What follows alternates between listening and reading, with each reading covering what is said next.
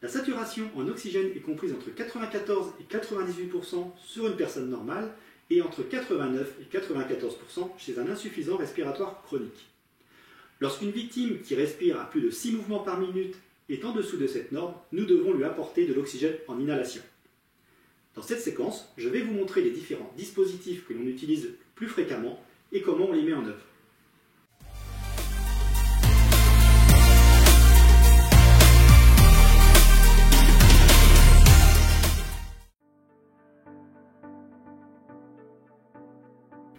Pour administrer de l'oxygène en inhalation, on a besoin de plusieurs choses.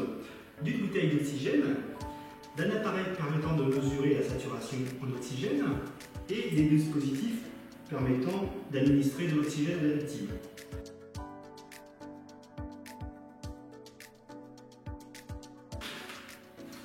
Au niveau des dispositifs qui permettent d'administrer de l'oxygène aux victimes, nous avons le masque haute concentration. Donc c'est un masque avec un ballon réserve qui existe de taille adulte et enfant et qui va servir pour administrer une grande quantité d'oxygène à une victime. Donc pour l'utiliser, la bouteille, on l'utilise comme on l'a vu tout à l'heure.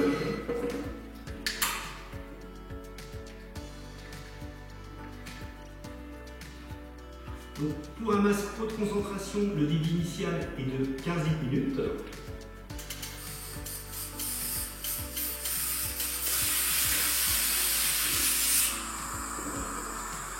On vient appliquer un doigt ou deux à l'intérieur pour bloquer la valve afin de gonfler le ballon.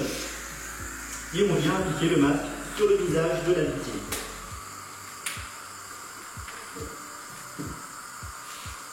Ensuite, on va pouvoir prendre la saturation en oxygène et on va régler le débit de façon à ce que la plage soit située entre 94 et 98%.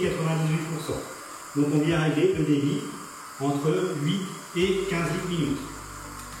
Avec ce genre de masque, on ne descendra jamais en dessous de 6 litres minutes.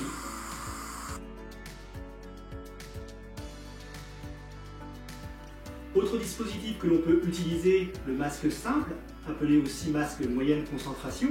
Donc il s'utilise comme le masque haute concentration, sauf que le débit initial est de 10 litres minutes.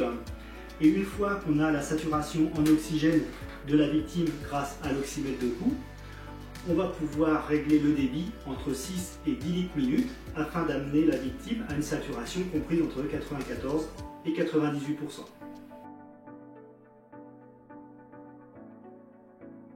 Pour appliquer le masque sur la victime, je viens poser la pointe du triangle sur la racine du nez. Le masque englobe le nez et la bouche. Je passe l'élastique derrière la tête, au-dessus des oreilles. Je viens pincer la languette métallique et serrer l'élastique de façon à ce que le masque soit bien appliqué autour de la bouche et du nez.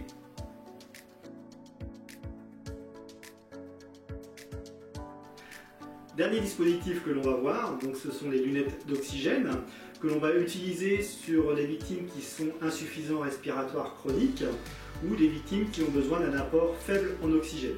Donc on vient appliquer l'embout nasal dans le nez de la victime. On vient fixer derrière les oreilles et on vient serrer la tubulure. Le débit initial avec les lunettes est de 2 litres minute. Si la victime utilise déjà de l'oxygène à domicile, on va porter à 1 à 2 litres supplémentaires par rapport à ce qu'elle utilise habituellement. On a la saturation en oxygène de la victime grâce à l'oxymètre de pouls. On va pouvoir régler le débit de 1 à 6 litres minute pour arriver à la plage choisie. En ce qui concerne l'insufflateur manuel, on ne s'en servira jamais pour faire des inhalations. Terminons cette séquence en regardant ensemble les points clés de cette technique. Ouvrir la bouteille, relier le tuyau. Régler le débit initial. Remplir le ballon pour un masque haute concentration. Mettre le dispositif en place.